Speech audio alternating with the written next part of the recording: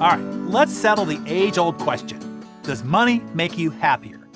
I say it depends. It depends on who you ask.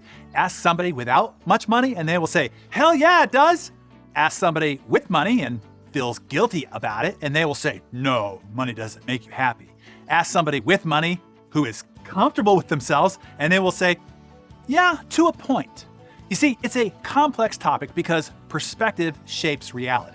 The person without much money will feel like those with money don't understand the difficulties of life when paying the bills is an everyday stressor.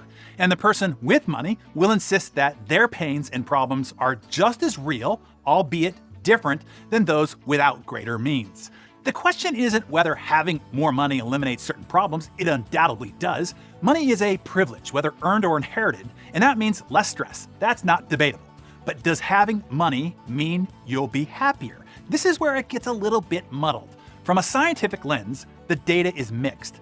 Years ago, research suggested that money doesn't make you happier beyond earning $75,000 a year. A new study says that that number is now $200,000 per year. And certain people seem to get more of a boost from money. Those who are generally unhappy will see the biggest surge when they hit $100,000, and the benefits then seem to taper. If your general well-being is high, then the potential for money to make you even happier extends as you earn more, but there will be a point also where there's diminishing returns.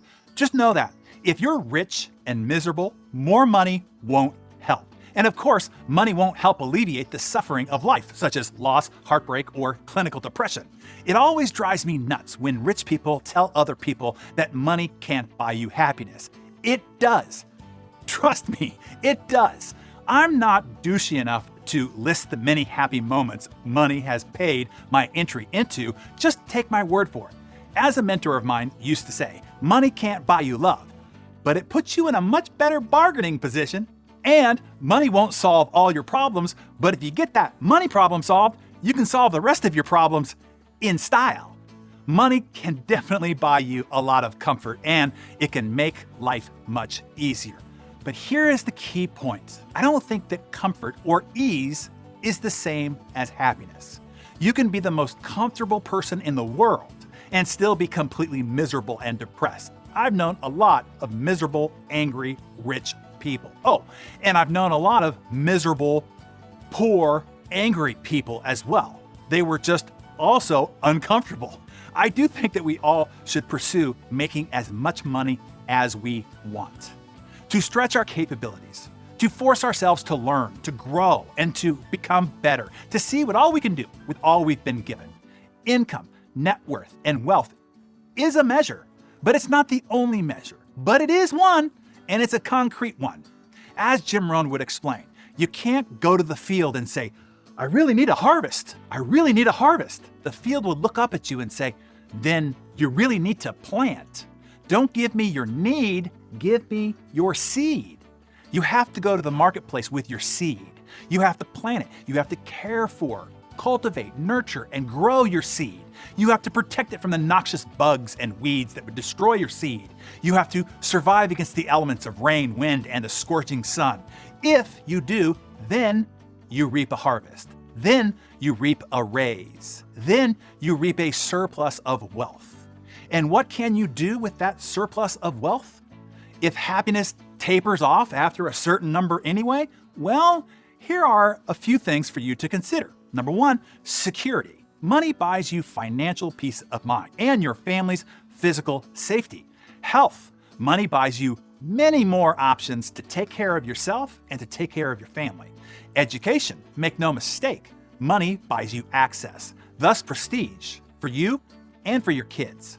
Growth. Money buys you personal growth. The programs, the workshops, and the coaching that leads to self-awareness, self-esteem, and self-enlightenment for you and for those that you care about. Travel. Money opens up the doors of the world to you, beyond backpacks, campsites, and hostels. Yes, money will buy you a shot at lots of peak experiences and memories. It also buys contribution. Money puts you in a position to be able to help other people, and in a meaningful and significant way. Here's a good quote for you. He who said money can't buy happiness hasn't given enough away. And my two favorites, time. Money can buy your time back. If you have money and you are not using it to buy time so that you can spend it in the way that you want, with who you want, you lose. And most important to me, choices. Money buys you choices to do what you want, to do it the way you want it done, and to do it with who you want and for who you want, without compromise or having to settle for less. Simply put, money gives you power, the power to help, and the power to say no. Does that mean money equals happiness? Well, I'd say so, but you have to decide for yourself. You're welcome to share your thoughts below. Tell us how money has increased your happiness, and or tell us how you intend to increase your happiness with more money. And I look forward to reading your thoughts.